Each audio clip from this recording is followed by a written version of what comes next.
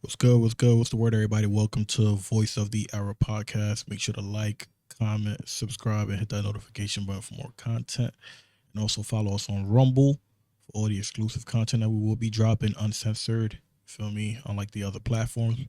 Let's get right to it, man. We got my boy Ish in the building. Yes, sir. I appreciate you for having me.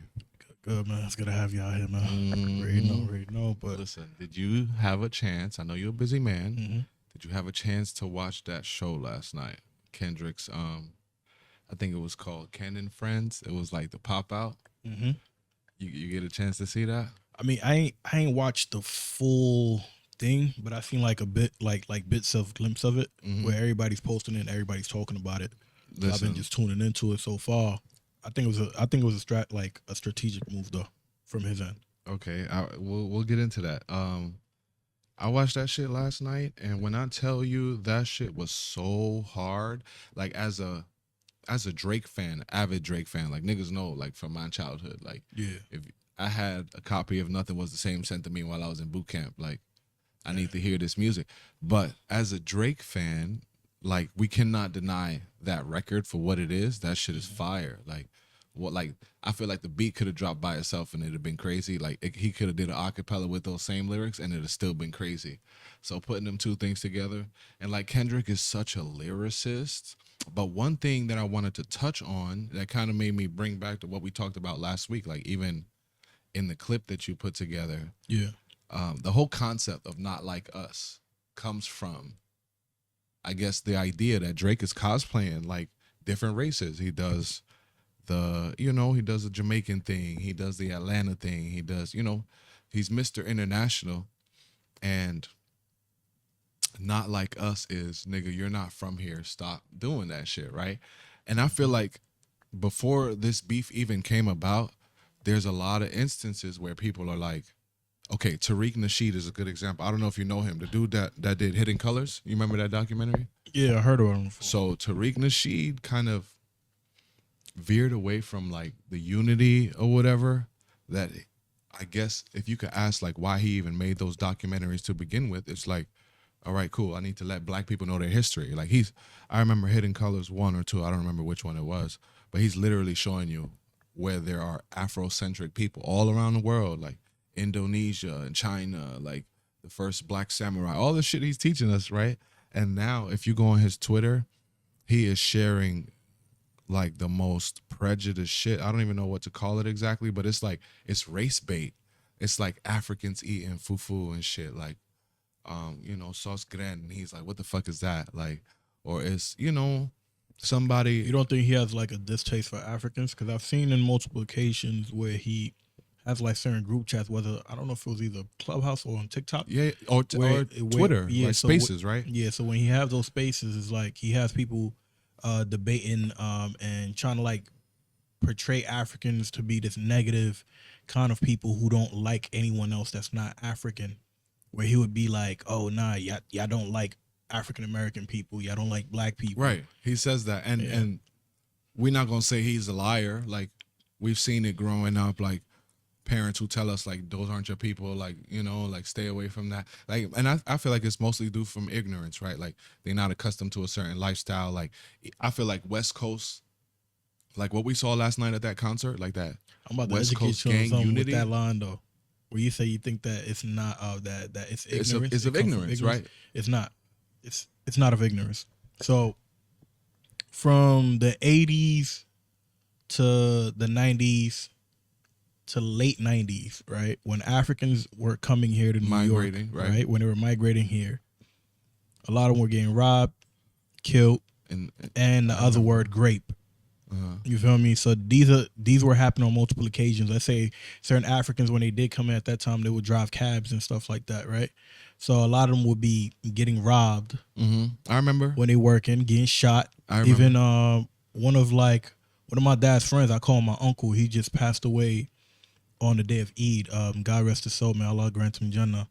So even him, like last month when me and him and my dad was sitting down, literally at my dad's shop, we having a discussion, and they were like educating me on marriage. They was talking about y'all getting married. Even him and my dad were telling me certain stories of the reason why a lot of Africans, when they came here, They would tell their kids, yo, stop hanging around certain people. Don't show all of these kind of things that you have because of the culture of what they've experienced. You get what I'm saying? So like when they came here, they was getting robbed. Even that same uncle of mine that I just said that passed away, even he told me about him getting shot on my block. That's crazy. You get what I'm saying? So I never even knew that. I'm just sitting down talking with him and my dad. It went from them telling me to get married to now, yo, like this is what we experienced over here. No, so when I say ignorance, I mean more so like imagine you telling your African parent you want to join a gang, or like the reasoning behind it. All right.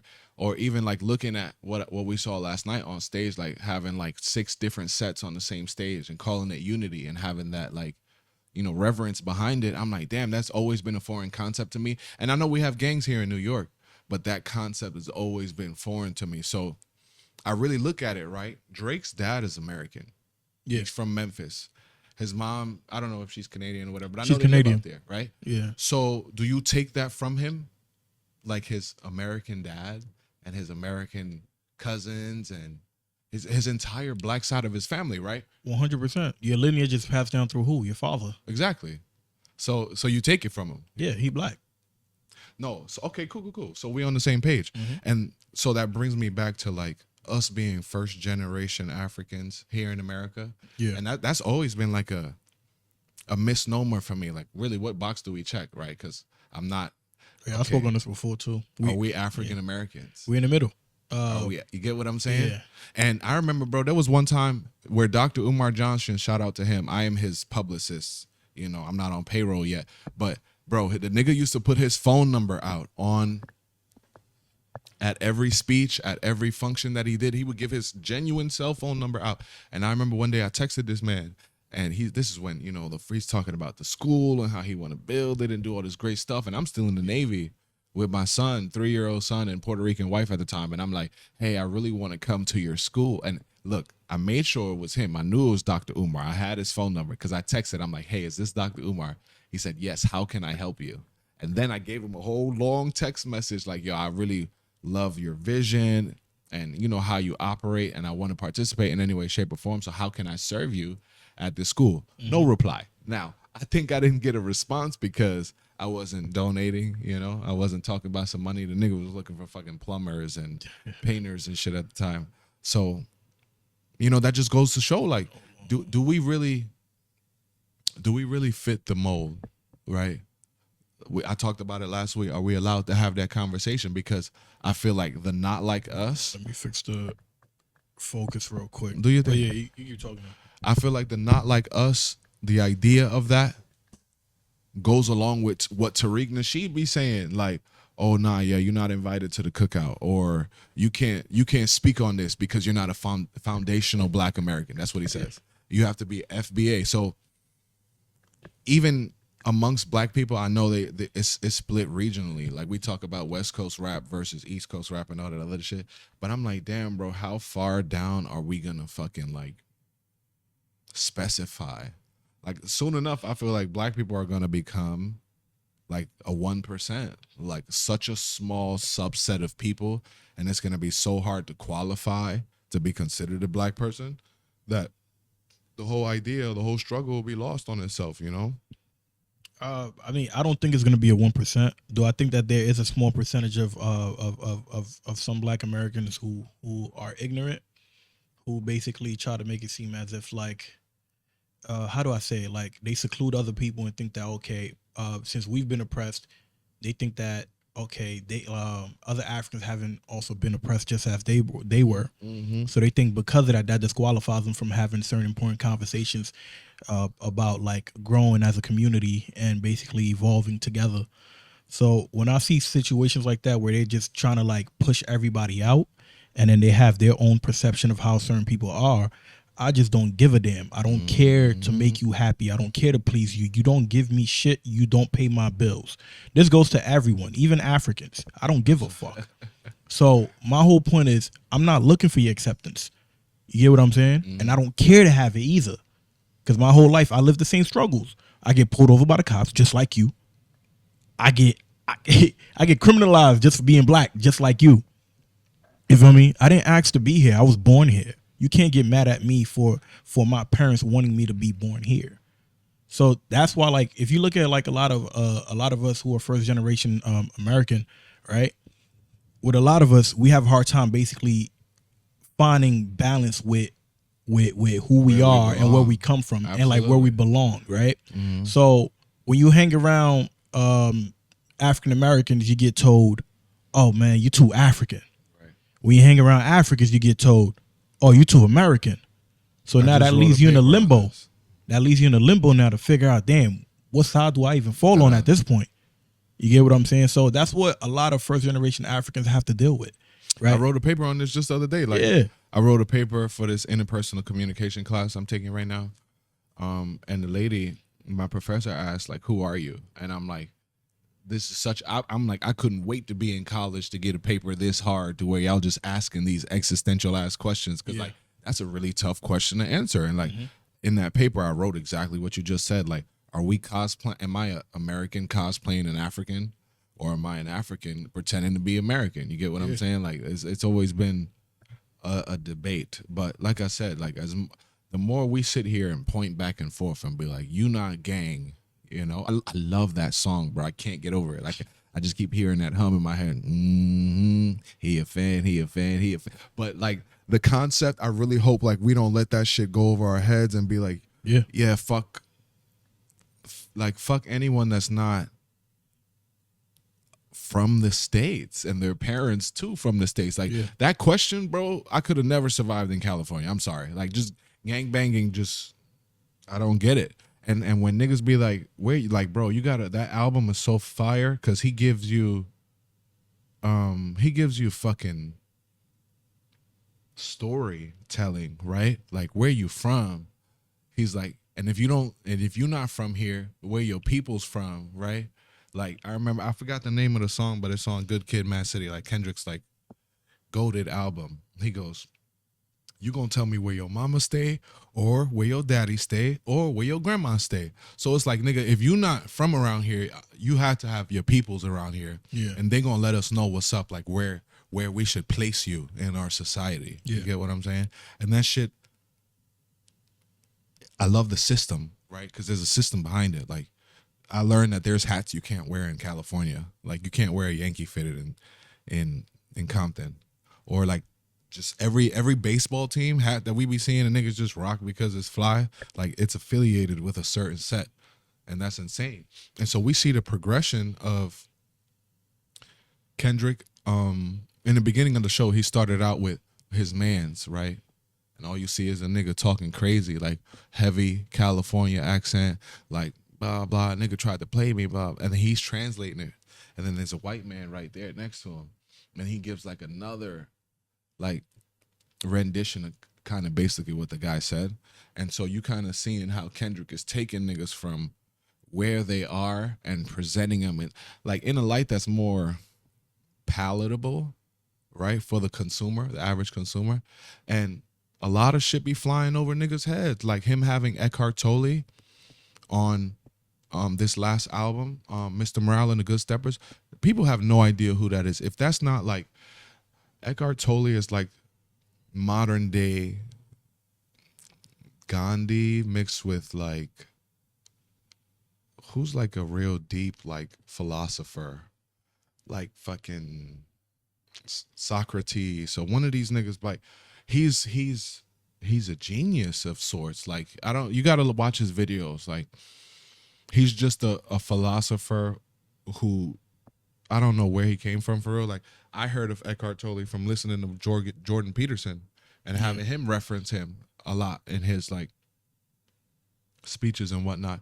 And I'm talking of a Jordan Peterson from like when he was a professor at the University of Toronto. Because I know nowadays he's made his opinions about things and niggas aren't rocking with it. But all in all, bro, I think we are progressing as a people. Maybe not as fast as we like.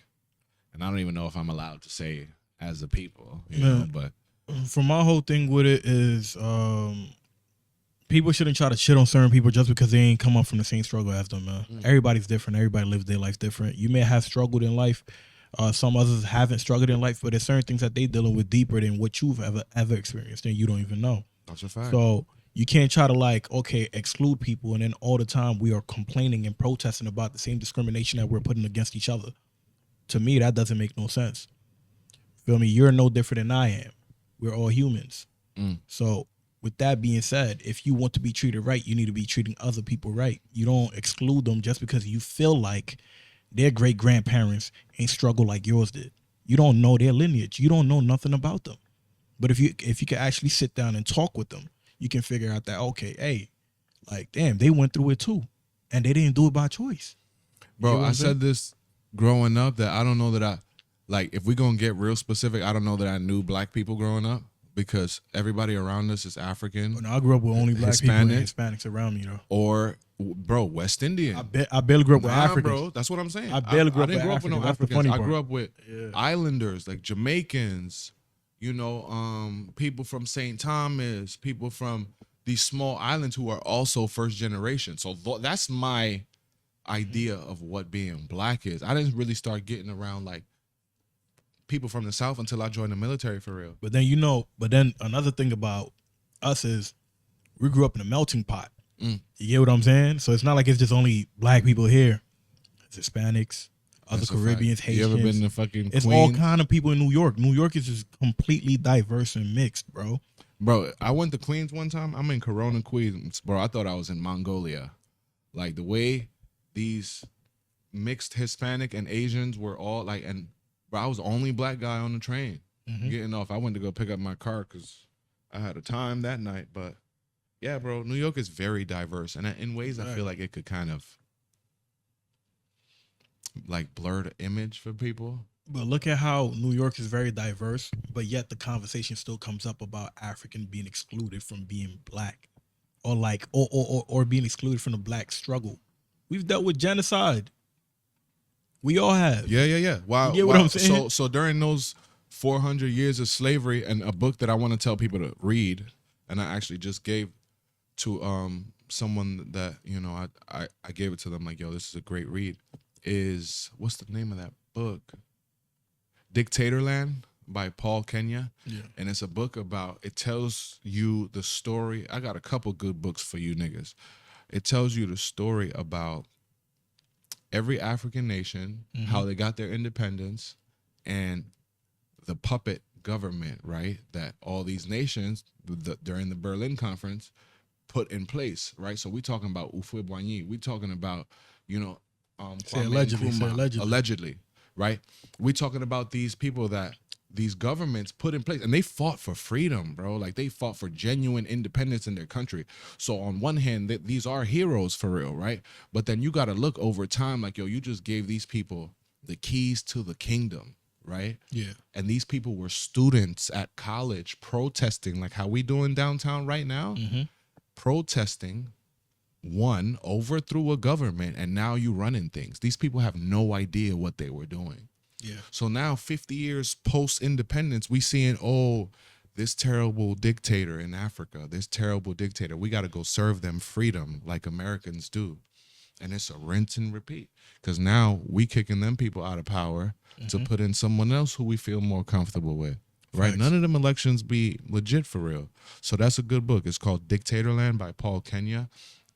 And it gives you an insight as to what Africans were dealing with in Africa by these same colonizers. Yeah. Another good book, I guess I should span this out between the weeks and the episodes because I know you niggas don't read.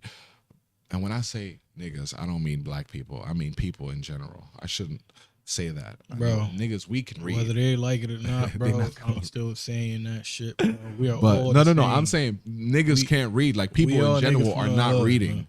But another good book is A History of the U.S.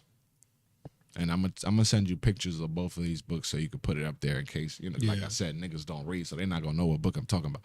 There's audio books too, man. They could get audio bro, books. The History of the U.S., A History of the U.S., it gives full account details of like Native Americans and like what they were dealing with, right?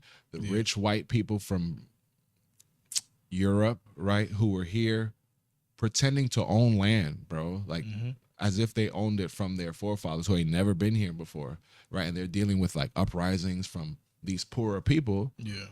who are having to fight with the British, right?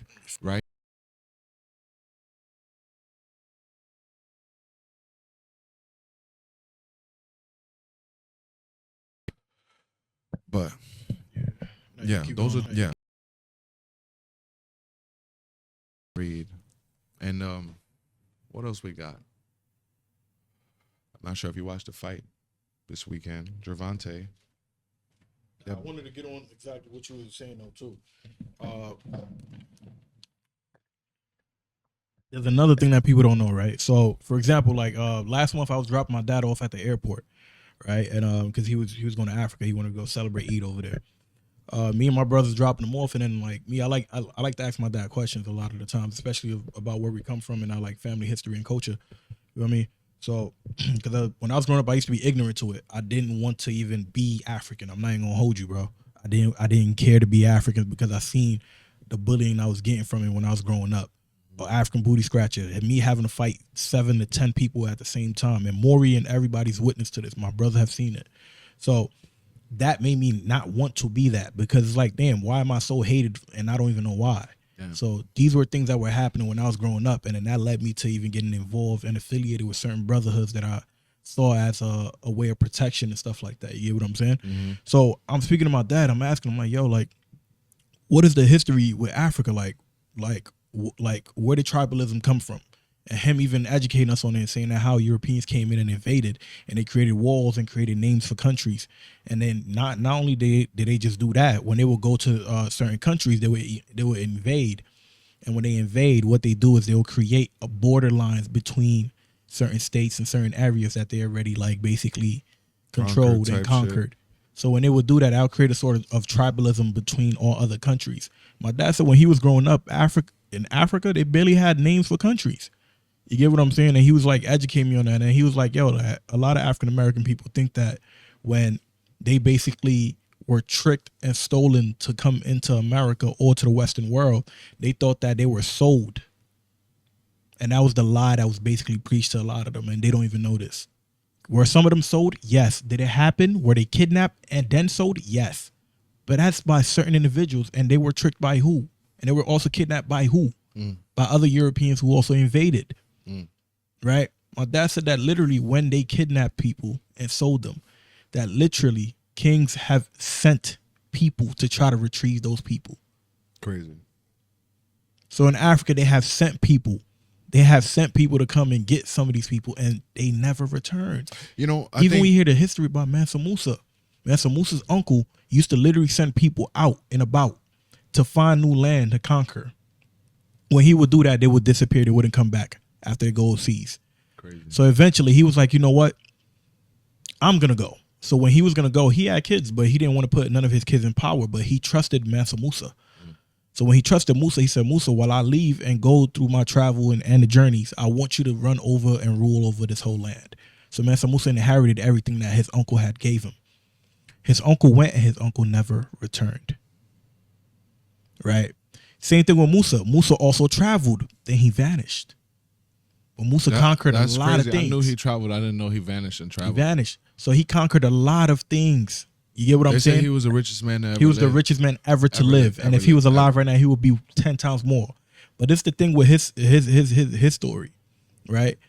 When you also look through certain information that you find here, when they find bones, they find old bone structures of Africans that came from specifically Africa to here. Not only that, you know what was another thing that was proven too that they did find? With the gold that they would find. When Mansa Musa used to travel, he used to throw gold into every new town that he go to. He would literally give people gold. The economy. He would disrupt it and just give it. Those same gold was found here in America. That's crazy. So do y'all think that people just didn't try to come and get like that? Me, I just hate ignorance, bro. I hate when people say things that they don't study, they don't teach themselves. Me, when I was growing up, I was very freaking ignorant. I didn't embrace that African side of me until I went to Africa. You feel me? So when I hear people saying these things, I'm like, yo, bro, shut the fuck up, bro. Mm-hmm. Oh, Africans don't like us because of this. Did you ever even like once even ask them why those specific Africans that speak about this way about y'all, why they act that way or why they feel that way? You never asked. But if you ask, you can get the answer of it. When I asked my dad and he told me that, I'm like, whoa, what the hell? Then I asked other uncles and other African parents that were here, and they tell me the same thing. They used to get beat up for no reason. Bro, yesterday I was getting food, right? At this Chinese spot. I go there, boom, get my food. I come out. A group of 4 kids just start randomly bullying some dude that does delivery on bikes, bro. Some African dude. Damn. Just beating the dude up, bro. Throwing garbage and all of that on him. Nah, see, I don't. This is why I don't go outside. You feel me? So this is the thing, bro. But people don't. People don't see these things. I have a theory about that, right? I was watching this video the other day, and this girl,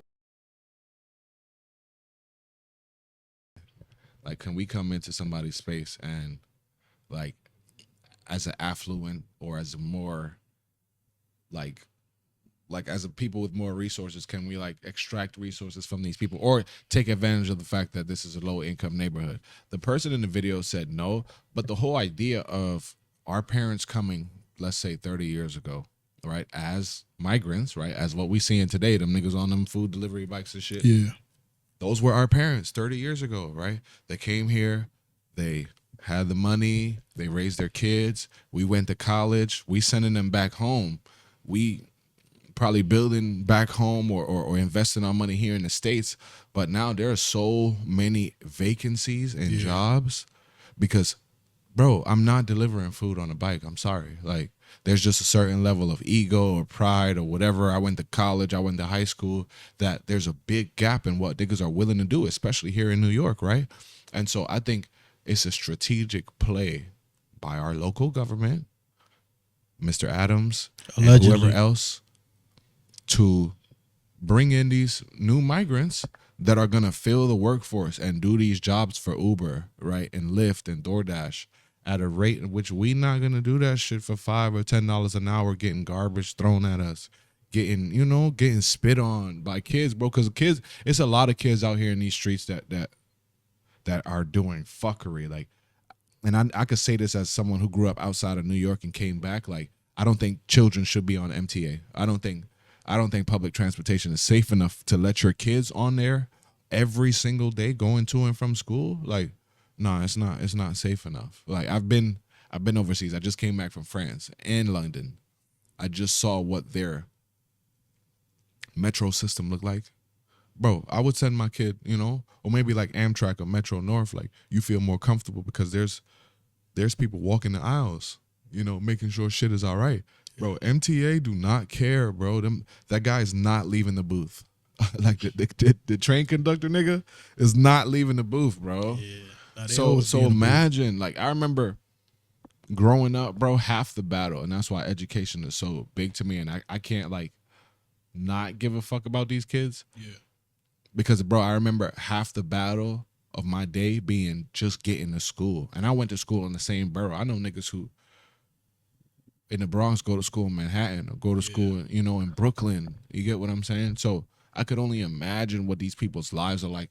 Then they walking in, I'm huffing and puffing, sweating, and I got English first period. I'm tired, miss. I need a nap. Like, I just had a 2-hour commute.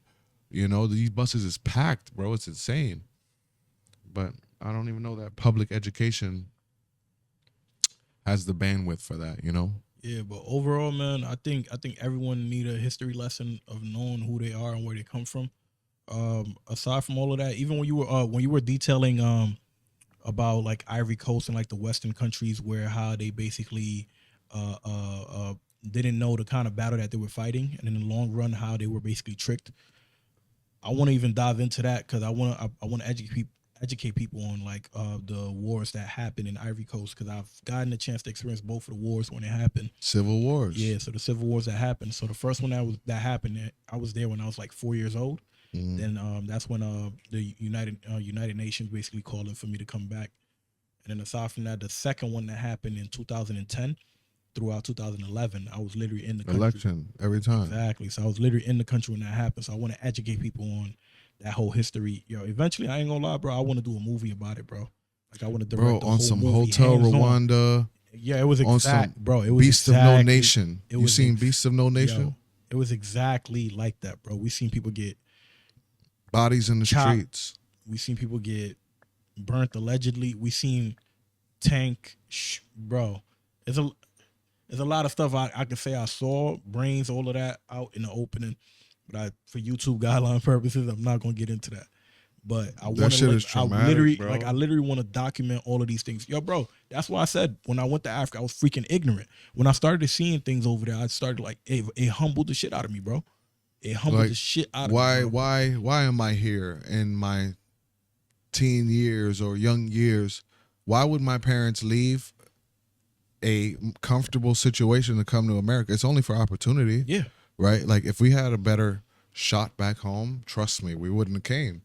Like, niggas don't run towards struggle. You get what I'm saying? Yeah. They didn't know what they were facing when they got here. And most African parents really came here for the education. A lot of them came for the education, and secondly, a lot of them came to work, to make money to send back it home, which and is then extracting and then resources. retire back home. Extracting You get what I'm saying? resources, Yeah. bro. I look at niggas now. They came in for I this could opportunity. look at the Yemeni and all the people who run the delis and all. And I'm just like, damn, bro. Like, bro, we watch, like, the dollar is worth half of what it was 10 years ago, bro. So, like, you can only imagine how much our parents' dollars was. And one thing that I be seeing, bro, and they be scaring the shit out of these white people. It's this dude on TikTok who walk up to older people. They don't have to be white or black. It don't matter. Walk up to older people and be like, how much did you get your house for? They be like, $15,000, $20,000. So if you don't understand how the asset of mortgages work, your house it was built one time. Yeah. The materials they used to build that house, they built it one time. And and that man or woman bought it 50 years ago, 60 years ago for about $15,000, $20,000, right? It came with land, right? And then as time goes on, you refinance, you get more equity in the house. So it went from $15,000 to $50,000 to $100,000. What's the average home price in 2008 when we were kids? Like $200,000. The average price of a home today is well over. I think it's in the $300,000 to $400,000 range. So imagine, bro, an entire generation. An average home in New York is like $1 million plus. 400. Like, no, 400 for a house, depending on certain area codes that you're in. Bro, aside from that, if it's a brownstone, the brownstone is going for like 1.2, million plus, million 1.5 and up. So, bro, imagine thinking to yourself like, yo, I hit a lick on the government, bro. Or I hit a lick on people in general. Like, I don't know that my kids are going to have this same opportunity. Yeah. Like the same house that your parents probably raised you in, average middle American home that they bought for $20,000, $30,000, $40,000. Like, I'm just raising the price just to be fair with it, right? Yeah. That same house is going for 10 times the price now, and there's no other asset that we could find today that will operate in the same, right? And they probably refinanced it over and over and over again. Like, bro, we don't have that access to capital today. Yeah. We just don't have it. So watching that video and watching this boy walk up to these people and like, how much did you buy your home for? You'd have thought he was asking them how much money you got in your bank account right now. Like, they were like, I'm sorry, I don't want to talk about this. That's private. Like, they really scared, bro. They're like, oh, shit. Like, niggas is getting on game about the finesse. So imagine, I really feel like most of the laws that have been passed in the last 50 years have been to protect those who have, like, made money hand over fist, bro. Like, and we just talking about maybe the last 100 years of assets, right? With mortgages and all that other shit. Yeah. We're not talking about slavery. Like, I don't know. Like, I'm so passionate of a nigga. I don't understand how people can't conceptualize that there are people walking around today, millionaires, billionaires, from their father's company, and your father's father had free labor for hundreds of years. Like, bro, niggas are replacing human beings with AI to get free labor. Right. And that's probably like one of the scariest things to happen today. Like, oh shit, you gonna replace me with a machine? Imagine what free labor could do for you in 1920s, right? It's 2024. Imagine what free labor could have did for you in the 1920s with the dollar that was worth 10 times what it is today. Yeah. So when you do all that math and you calculate, like, damn, like how much have we been robbed for over the centuries, right? How much money are we paying in taxes still today, bro? Like when I tell you, I'm trying to keep this federal job of mine, you know, so I'm not going to say crazy shit. But when I tell you, I think JFK said, Yeah, man. ask not, look, he actually said this. It's on record. He said, don't go into the conspiracies, bro. No, I'm not even going to get into no YouTube. conspiracy. He said, ask not what your country can do for you, but ask what you can do for your country. They shot that man. So ever since then, bro, it's been people lying to you straight to your face every election season. We gonna do this for you. We gonna do that for you. And you not getting a fuck thing from it. Like, so yeah, bro, that should, if you not coming to America like you see most other cultures, whereas Egyptians, people from Yemen, the Chinese restaurants, or like whatever it is that you see, if you're not on game that these people are here raking in the highest valued currency in the world right now, and they bringing it back to their homeland where the currency is not as valued, and then soon, bro, every niggas is getting off the petrodollar. We see that shit last week. Like, countries are signing. Saudi Arabia they didn't re-sign a 50-year deal to stay on the petrodollar. So as soon as the rest of the world gets hip that we not them boys anymore, it's over. Yeah, there's a shift right now. There's a huge shift going on, and a lot of people don't know. A lot of people are not educated about it. Yet again, a lot of people just want to be arguing with each other about freaking a racial war. They just want to do racial wars and not educate themselves on the deeper things that's happening outside of the world. That's I'll put it to you like this. Bitcoin right now is 67, however much $1,000 a coin, right? I compare slavery and the free labor from slavery to buying Bitcoin at 10 cents or buying Bitcoin at 0.01 cents. That's how I look at it. So if you could think back to like, damn, maybe I should have been investing my money here. That's what these people have been doing to us, bro, for hundreds of years now. That's how I look at the compound interest on the money that has been made here in America over 400 years. America is only 200 years old. Slavery is older than the nation. The practice of slavery is older than the nation itself. So you mean to tell me, as the richest country in the world, how the fuck did we get here in half the time? It's insane, but whatever. What do I know? Yeah, man. If we want change to come, we have to basically be able to look at differences and come together and work together and stop freaking always wanting to battle each other, discriminate against each other to make it seem as if one is better than the other or one is more superior. These are the things that we all fought for to change. Man, it's not going to change if we just keep battling ourselves and each other, man, because at the end of the day, when we all walk outside, we deal with the same struggles like everyone else. Things will never be the same. But yeah, man. But yeah, bro, that's such a hot topic, huh? I said, let's switch from this topic, man. This topic getting me heated, bro. I ain't gonna lie. Nah, I'm getting hot right now. I'm getting a little sweaty. I be having these conversations with people so many times, bro. And when I educate them on it, they're like, yeah, but you know, that wasn't us though. That was our elders that went. And I'd be like, okay, that's the same excuses that we can literally tell y'all. You can't be beating on us just because you assume or you've been taught by. I think we're gonna talk about it. I'm not done with the topic yet, right? Because I feel like I had an outlandish take where I said, in order to be freed from oppression, one must find someone to oppress, right? Mm-hmm.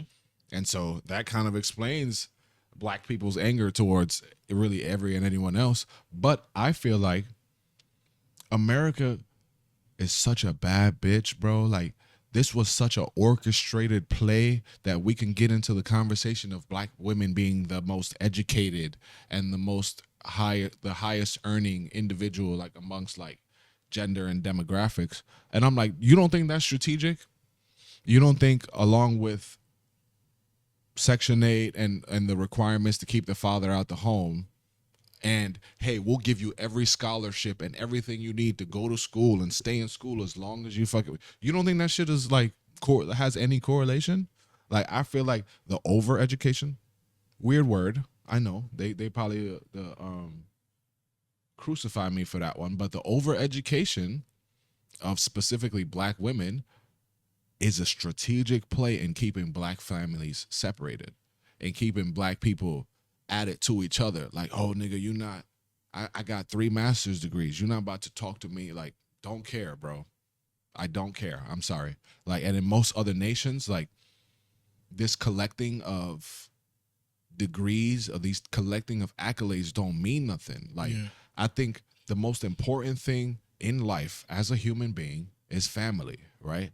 And if you have all these, like, I feel like America's is like the place you come to become, like, to be as selfish as you want, because the shit just don't fly in no other nation. Like, you're not about to tell me that, yeah, you went to school for, like, your parents could only afford for one kid to go to college, and they sent you to college, and you about to go to school for like liberal arts or some weird shit. Like, we don't have that kind of access. Like, I don't think people understand how being a human being is a privilege. Like, you come on. Like, nobody asked you to be here, you know. We doing this together. I don't want to be here. Y'all suck, but we got to do this thing together, bro. And I think there's such a individualistic mindset of like, this is what I want, and my needs and my wants. I don't care. I don't care. No one else cares either. Like I said, we being sold a dream 9 times out of 10. Like, I think people are so caught up in enjoying their lives. Like I said, we're watching other people come extract resources and make themselves rich. You get what I'm saying? We out every Friday night, every weekend. It's like payday. We know what it means to be an American. It's like, I'm enjoying the sporting events. I'm outside. Like, I'm social. Like, we don't do home functions. Like, we don't do tapas, you know, like cheap drinks, you know, or a social environment. I feel like in any way, shape, or form that you could maximize profits, we do. Yeah. And it's corny. Yeah.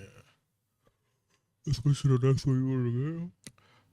I mean, really random shit, like niggas being bullied in New York, like how I don't pay for Easy Pass or parking tickets. Like, I just think. No, we ain't saying we ain't talking about something like that, man. That's some wild shit, bro. You bugging. Bro. I think niggas be their New York Police Department is bullies, bro, and they're bullying you with all these tickets. Like, I heard tolls are put to pay for the bridge in which you're crossing, right? Yeah. I'm sure we done paid for that shit a couple times now, you know? I'm paying that shit, bro. I pay. Y'all pay y'all tolls. I'm not telling niggas not to pay their toll. I'm just saying, you know what the thing scam. Is, right? There's still, I mean, yeah. It's a scam, bro. Parking is a scam. I think right now, I mean, in the city that we in right now, they're putting tolls everywhere. So that's a bit different, but we know the real reason why they're doing it. They're doing it to recoup from all of the billions to probably trillions that they probably lost throughout the Rona. Don't say the name, bro. Don't say the name, bro. Don't say the name. Word? Don't say the name. You know, I'm trying my best, bro. Rona. Bleep that. We got to say Rona. So, literally, they try to recoup from all of those money that they lost from that time. So the best way for them to do it was to do what? Put more city bikes on the streets, which basically limits the amount of parking spaces that we will get. Then aside from that, the bus lanes, now they put in bus lanes each and everywhere, almost on every street, to do what also? They're so congesting the streets. Exactly. Bro. They're limiting every space purposely, so that now whenever you park your car there in that area, you get a ticket easily. And then these tickets are not the same prices that they were before. So now it's like they're doubling the prices of a ticket. So if a ticket was around $30, now that $30 then turn into $60 now at this point. And if you keep missing the payments, and I believe now if you get more than $300 worth of tickets now, they can tow your car. Yeah. They just take the whole thing. Bro, I got 2 boots in my trunk. They be trying me. You're not going to get me. Allegedly. You're not going to get me. Allegedly. I like you for keeping me. Allegedly. Like, you're like a good PR team, you know? Like, you should be on somebody's PR team. Allegedly. But another unpopular opinion, I feel like if you sign up for a service, right? And let's use the gym for an example, because I just switched gyms for this exact reason. I'm paying $50 a month, $60. It don't matter. Whatever it is you say I'm going to get when I sign up, I should get that every month. And if I don't get it, you should give me some of my money back, right? Like the gym I went to, you're going to get the tour whenever you go there. Oh, we got the sauna, we got the pool, we got the steam room. Bro, I went to this one gym and they got this little shit by the pool where you put your shorts in there when you're done. and it's like a dryer. It'll like spin all the water out. It's not dry for real. It don't got no heat, but it'll spin all the water out in like 10 seconds. Bro, I love that shit, right? Yeah. I switch gyms. I'm seeing all this nice stuff on the website, and half of it's not working when you get there. So I feel like same thing goes for rent. Like if you book a location, like I used to have a contract with this like co-working space. Anything that's advertised monthly that's not working when you get there should be deducted from your rent or the bill or whatever you're paying. That's my unpopular opinion for the week. I don't know how y'all feel about that. I hope it's not gonna get me canceled or censored. I feel like we've said worse shit. But yeah, bro, like you're getting played all the time, every turn. Like there's no way that I'm at bro. I left LA Fitness because it just smell funny in there, bro. And half the lockers don't work, and the sauna don't work, and it's just like over time, bro. You need to replace. Obviously, there's like expendables, like it's shit you just gotta replace because people use it, and they're like, but like the sauna falling apart and shit. Like this is really the only reason why I come here. So I feel like if I'm not getting my like if out of 30 days out the month, your equipment wasn't working for 15 of them days, give me half my money back. You get what I'm saying? Yeah, I mean, in that sense, that kind of makes sense, though. I do agree with that. If it's a consistent thing of just it happening all the time, then in that sense, yeah, I think everybody should be compensated back for their wasted time and like their money not being like them not getting their money's worth and stuff like that. Bro, But if I more also people am mindful about certain people. Like if it's a small business, a lot of the times to me, I'm more mindful about it. So like, yeah, maybe sometimes there could be certain issues that happen. Maybe they're not making the rent. Maybe things are just not going well. So in that sense, I'd be like, okay, I'd be more lenient with it.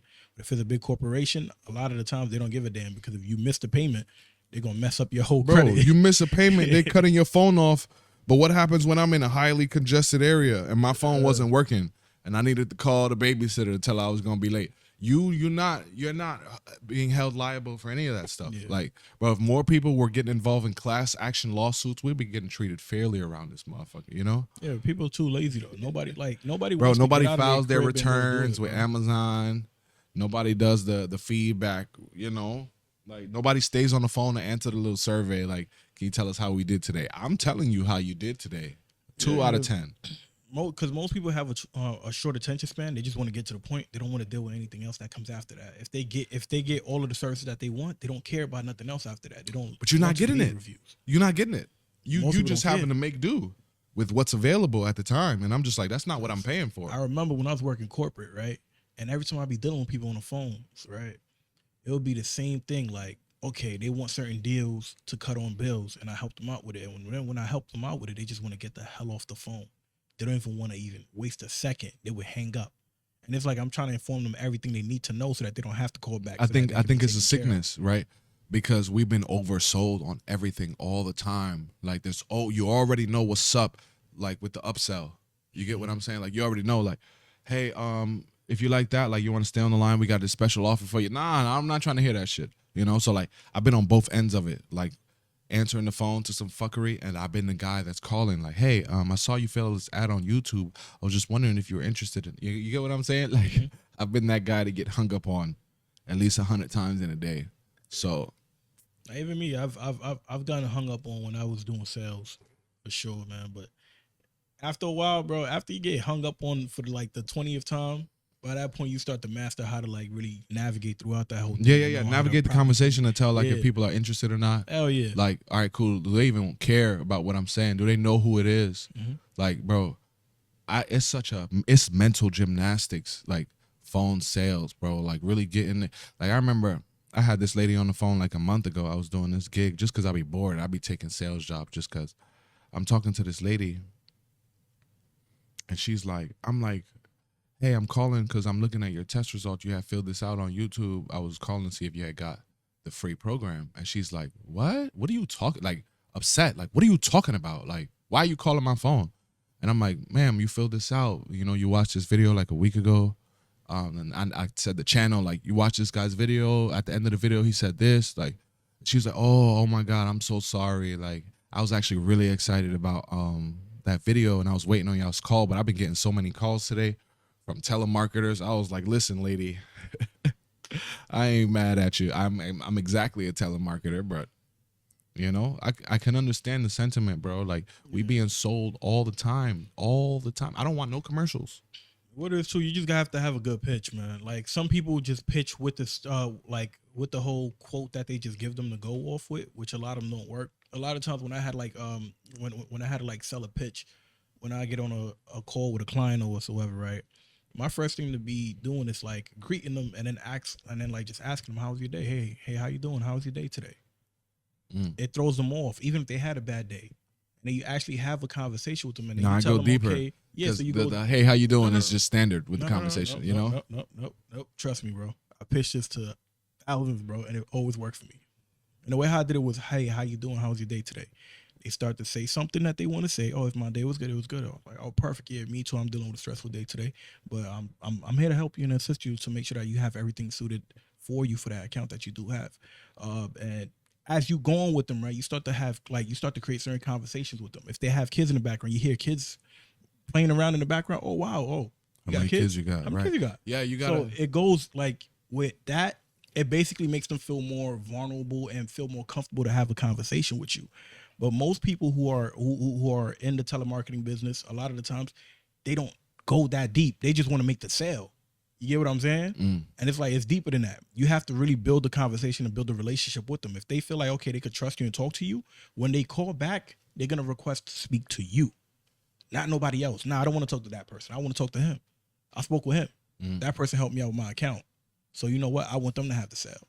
So that's what always helped a lot of the times to get those clients to always come back, and they feel appreciated. The more they feel appreciated, the more they're going to really value you. And a lot of the times that's when those type of people will stay on the end of the call. And then they will fill out every review for you. That's a fact. You know what I mean? So that's how I always went around it. I just waved around it. In the beginning, I sucked, bro. It was bad. Yeah, it was terrible. Over time, it got better. You know what I mean? But yeah. Yeah, man. I think people should just do their thing. Do your thing. Jug and finesse, you know. I'm not saying don't pay your taxes or your tickets or your tolls. Just do what's best for you. And we'll bring it back next week. Shout out to Bread with My Friends. This is my brother's friends brand. I'm gonna send you the picture, the overlay of the shirt. I love their work. They doing their thing in the city right now. So shout out to them. Shout out to you for having me again. Shout out to my brother Eli. It was his birthday last week. You know, we out here. We'll be back with more fuckery. All right. I'll come up with some shit. All right, everybody. So thank you very much for tuning in. Make sure to like, comment, subscribe, and hit that notification button for more content. And also follow us on Rumble. Ish will be back. We got more content coming back. More people will be on the platform. So let's get right to it, man. Peace. Peace.